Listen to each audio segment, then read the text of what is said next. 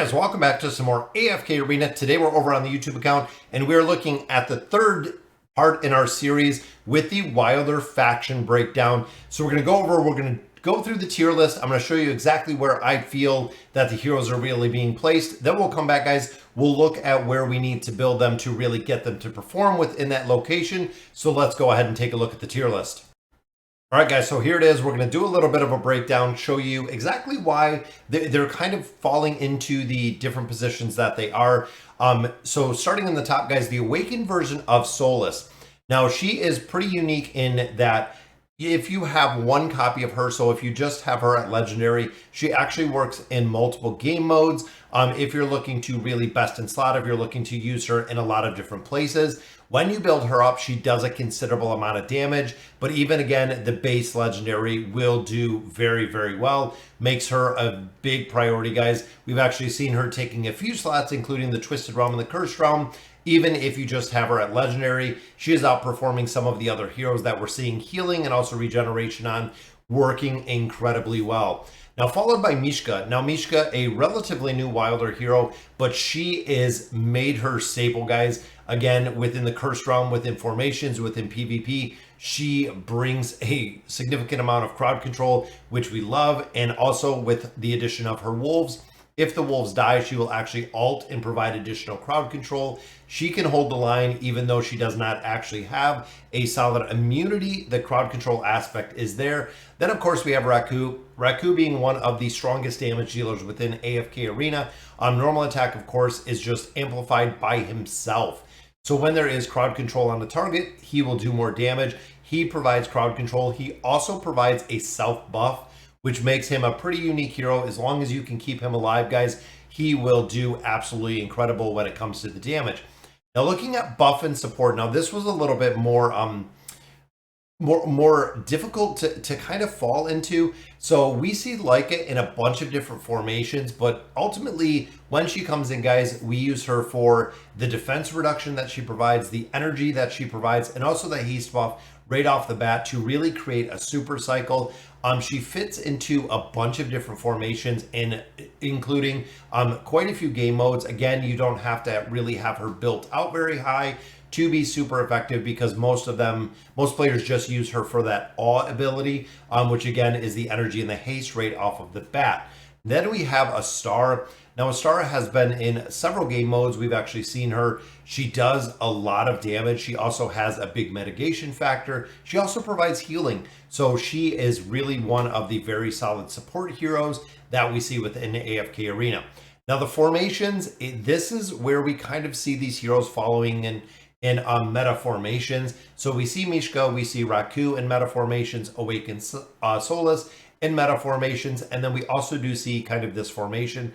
Within the Thorn Cheese, guys, we see Lorzen making an appearance to link enemies together. We also do see Lorzen within the Lucretia comps, again, using that formation kind of linking ability that he possesses within there.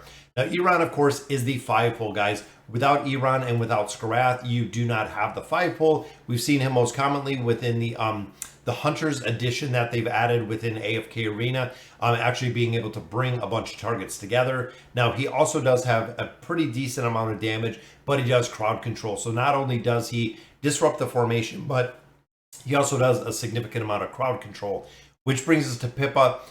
Pippa used to be in the Portal Party. It is a meta formation that is not really used anymore. It has broken apart significantly ago. Now, I still use Pippa all the time with the +20 signature item. With the Thorin Cheese, guys, it will actually position Thorin exactly where you need to. She will teleport Thorin to the most densely populated enemy place, which is the reason why we still see her within meta formations, especially the Thorin Cheese is the one that we see more often than not. And then we have Namora. Now, Namora is brought in for the Beguile ability and the 9 of 9 furniture. She is actually used in a lot of meta formations just as a crowd control aspect right off the bat. When you have a heavy burst hero that you're fighting, they will actually turn around with that Beguile ability because they get too close to Namora, which again, right off the bat, if you're looking at a way to get another hero to really scale, that is kind of the place that we're seeing her. Now, within the niche formations, this is kind of the unique heroes that we don't see very often. Even looking at Gorvo, guys, Gorvo used to be the best until we came out with Mishka. Mishka replaced Gorvo in an incredible amount of formations. He still does have a little bit of utility. We've seen him most often within the Grand Hunt is the last place we really seen him. But outside of there, guys, he's really not seeing any play within the Temple Rift and also within the Cursed Realm. Now, Saurus, we do occasionally see. We see him sometimes within the Guild Boss. We see him sometimes within the Cursed Realm. He still has the ability to really support a team with the healing that he does with his plus 30 signature item, which is the reason, again, we do see him in some places. Same with Oku. Oku has showed up in a couple different formations. We've seen him within the Cursed Realm. We've also seen him pretty big within the PvP aspect with the ability, his really the shielding and the survivability aspect that we've seen. He has shown up again kind of in a couple random places in best in slot formations, which makes it pretty interesting. Now within the tower, I kind of placed this last one. I mean, you could even swap some of really the not used heroes. Might even move up Respin a little bit, probably maybe around niche, just for the fact that Respin is very strong in PvP, but he was strong in PvP. He can be utilized within the tower for a little bit of damage. But overall, guys, looking at the tower, we have Kaz who falls in here. She has the magic evasion, is still the only hero that can actually dodge magical attacks. We see Solus usually as a regular, just a filler. Tassie could even work into kind of the niche market, just because she is used in one or two Temple Rift, or excuse me, Cursed Realm formations. But overall, again, we don't really see much of her use. Same with Orin. Orin appeared in one single Cursed Realm formation, which again, kind of swapping him out with another hero, you got very similar damage. So if you didn't have him built and you swapped him out, it didn't really make that big of a difference. But ultimately, guys, he is a hero that we're utilizing within the tower. And the same with Respin. Respin in the tower, pretty good. If you build him up a little bit, he does provide some buffs for the team. That is the reason he was utilized in PvP. But again, I think a lot of players, because of the sheer amount of heroes we've gotten in AFK Arena, Respin has kind of taken a back seat. And then Almas and Cirrus, we don't use them for either. Most players will drop them in a tower slot if they do have him built, or if they do, not even having him built, guys, just as straight up fodder.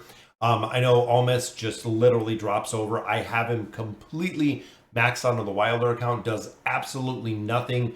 Cirrus at least has a little bit of survivability within the tower, which is pretty good to see. Again, on the Wilder account, having him completely maxed out makes him okay at bare minimum. Almas literally just dies off the bat, which again, kind of disappointed with, and I would love to see him rebuilt. So let's go ahead and take a look at how we're going to build these heroes. All right, guys, so here we are looking back at the Wilder account and looking at building these heroes.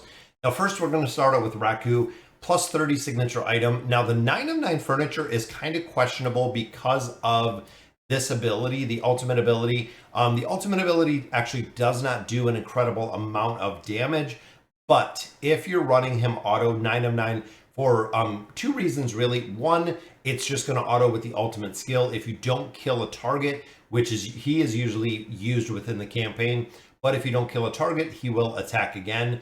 But also the stats that you do get from the furniture in here is pretty good.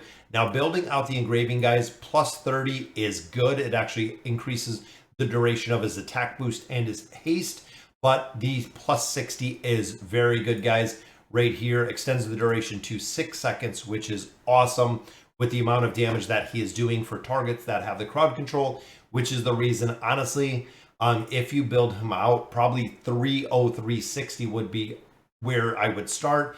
And then the plus 30 signature item, 9 of 9 furniture, and the plus 60 engraving is ultimately where you want to maximize the damage. Now, because he is a damage dealer, very dependent on the stats, guys, which is the reason why we build him out. Now, looking at Mishka, plus 20 signature item on Mishka will work well, but she is in dire need of this 9 of 9 furniture. When a wolf dies, she will immediately replenish her energy is immediately replenished and the attack rating is increased. This allows her to ult when one of her 2 wolves dies, which means she gets 2 ultimate abilities, which of course are going to do the crowd control from the werebear. Very, very cool to see. Now, ultimately, building her out initially, you go 209 because of that furniture, but you do want to get her to this plus 60. All allied heroes receive healing and are shielded, guys. This is one of the very strong abilities that she does possess, is getting the allies with this shield and with this heal, allowing the survivability aspect for Mishka to really come in. And she has a very strong crowd control element as well. Now, looking at Leica, like we said a little bit ago, the awe is really the big one. Why players build her, guys. The 203 is good. The 309 is better. Honestly, right here, this is the big one. Between getting accuracy from 70 to 100, the plus 20 signature item is the primary one when you're building her out, guys. Leica is a little bit lower down the tier list. When you look at the plus 30 signature item, plus 20 will do, but the in actually does well with this 9 of 9, guys. Normal attack targets the nearest 2 enemies simultaneously, which means you're hitting twice as many enemies, because instead of just hitting 1 target, you are hitting 2 targets, which again, a lot of players are just utilizing her for a random one-off formation is what we really see her being utilized in. So again, not a huge priority, but when it comes to the Wilder Tower, an absolute priority for the tower because of the buffs that she does bring within formations. Now, looking at Pippa, again, plus 20 signature item is all you need on Pippa. The furniture, as you can see, it does a ton. There's a ton of context here, but ultimately, guys, the plus 20 is what you want on her right here. Pippa teleports allied is immune to all damage for 5 seconds after she uses Astral Shift, meaning that when she teleports Thorin, Thorin will be immune to damage for a minute. The rest of the team dies. Then Thorin comes up with the retaliation ability. Short of that, she's not really used for anything. I don't know anywhere else she's honestly used within AFK Arena. No formations short of being thrown into that Thorin cheese. And thrown into the Thorin cheese a lot, guys. I've used her, I think the last 3 boss stages in Chapter 44 have included Pippa within that lineup. Now, Iran is one guy's plus 30 signature item. You double the extension of the time that the enemy is frozen. Then, of course, guys, this is pretty good. 303 of 9 furniture, pretty good. The 9 of 9, if you're building Iran, if you're using him, really does 2 things. One, he'll do a little bit more damage with this, but also the survivability, guys. He is a hero you have to keep alive. If he does a 5-pull, he dies instantly. You're losing out on some crowd control, which is the reason why we build him out. Now, the engraving, some players do the plus 30 engraving, but ultimately the plus 30, the plus 60, really not a big priority, which is why 309 is really the ideal build on where you want to get him. Now, Saurus, plus 30 signature item. That is really all that he needs, guys. This skill, Tenacity, can no longer stack any further.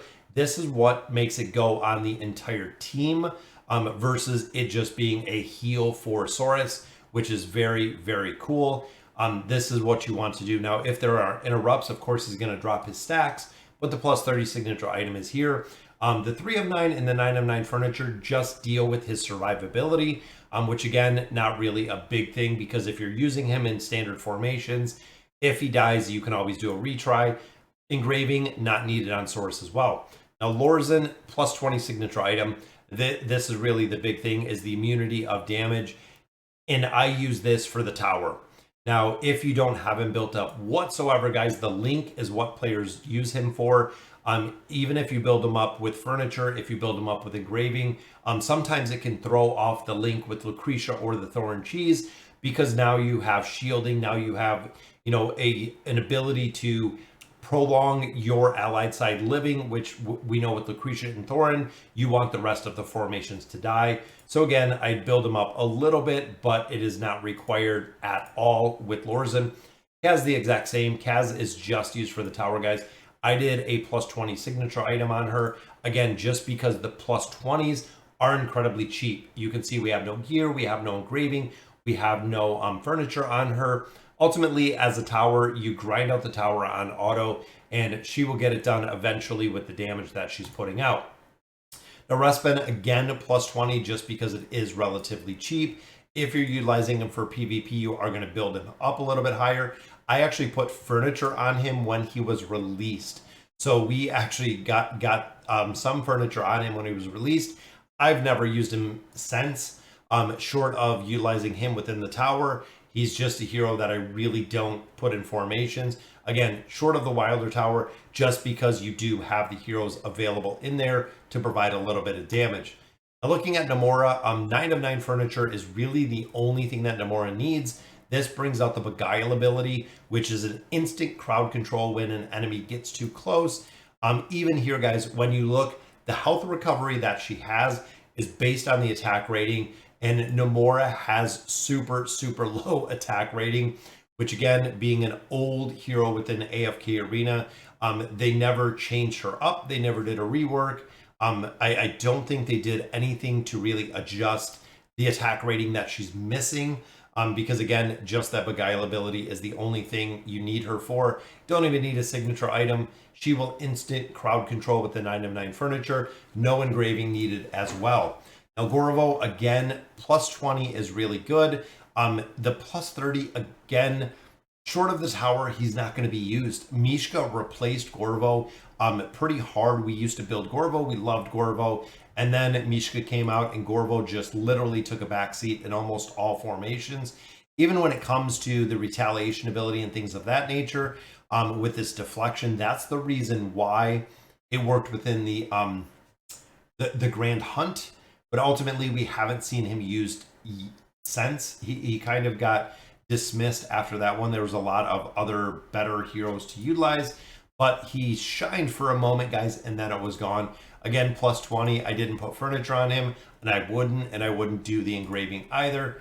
Same with Solus, the original Solus. Again, utilization within the tower is it. So the problem with her, guys, is the Floral Spectre. So this Floral Spectre will actually die the second it comes up. It's very similar to Nemisu's Totems, meaning that it will pop up, it'll die the second that it comes up. So you're missing an entire skill, which is one of the high damage skills that we see from Solus, but unfortunately it doesn't really do anything. Even boosting up the health of the Floral Spectre doesn't make a difference, guys. The thing literally just gets train wrecked the second that it comes up. Now Tassie, plus 20 signature item. 9 of 9 furniture on her, definitely one to build. Because of this teleportation effect, she can actually mitigate a lot of damage by teleporting, because she will take damage, or she will take, if she's attacked within 1.5 seconds of teleportation, she will trigger it again. This is the reason why she runs around. We see her in some Cursed Realm comps as the damage reduction, which again comes hand in hand with this, with the attack rating reduction that we see within team comps. Plus she has a sleep effect. So this slumber ability, very, very good. It's a cheaper version of what we see on Mahira, but the slumber ability does work pretty well. Now a star, guys, 309, 30 is really where you want to build her. Again, she has a very big damage mitigation, but if you start building her out, she does a lot of damage as well, and she has healing.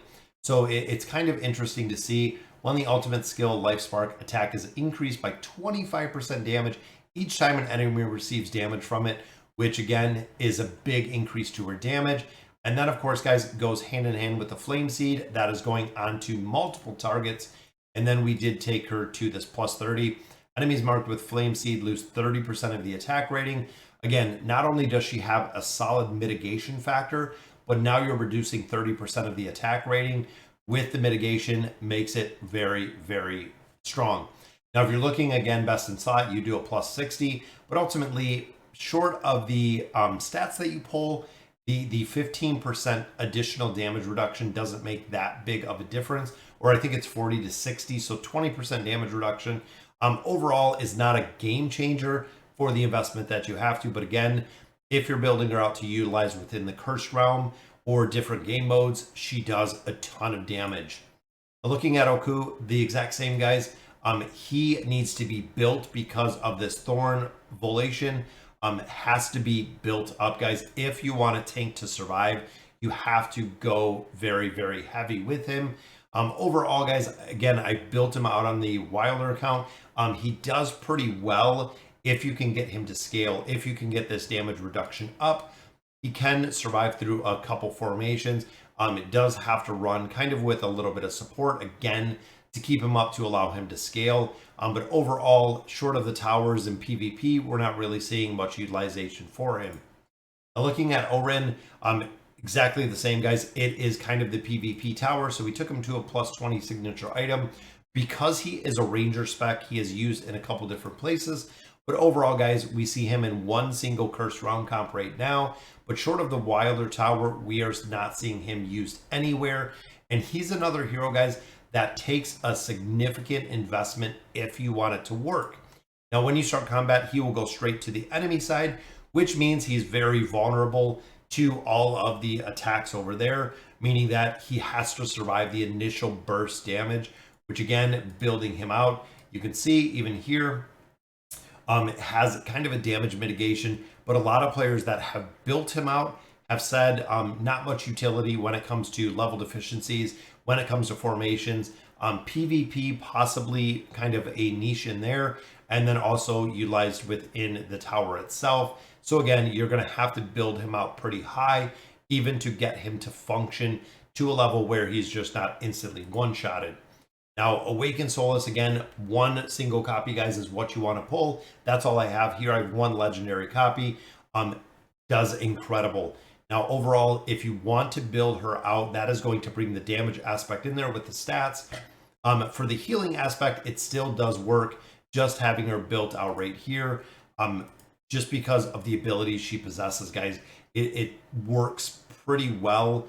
Again, there will be a point where you want to build her out a little bit more, but initially, she is not the big priority. I still stick with the Awakened version of Brutus. Once you pull one copy of Soulless, again, she is taking the slot of the Morio within the Twisted Realm comps. We also see her in Cursed Realm comps. We have seen the Awakened version of Soulless even going in the Temple Rift. We have seen her everywhere, guys. She has literally shown up in formations everywhere since we did have her built out. Then, of course, we have our level 1 Cirrus here. Not a reason short of possibly just a filler within the tower to really make a big difference. The exact same with Almas, guys. They're two heroes you are not going to utilize whatsoever within formations. Unfortunately, they are so far down the list that there is absolutely no reason to really build either of them. So, all right, guys, so that'll do it for the third video when it comes to our faction accounts, guys. The Wilders. Now, we do have a new Wilder coming up on Tuesday. Seems like she is very, very strong with the healing aspect, but is lacking the damage aspect overall. I'm going to go ahead. I'm going to test her out. We're going to see exactly where she kind of falls. It's similar to an Awakened version of Soulless, but not near as strong on the buffs or the damage that they are putting out. So, all right, guys. So, again, that'll do it for today's video. Let me know in the comments what you guys think. And as always, thank you guys for watching.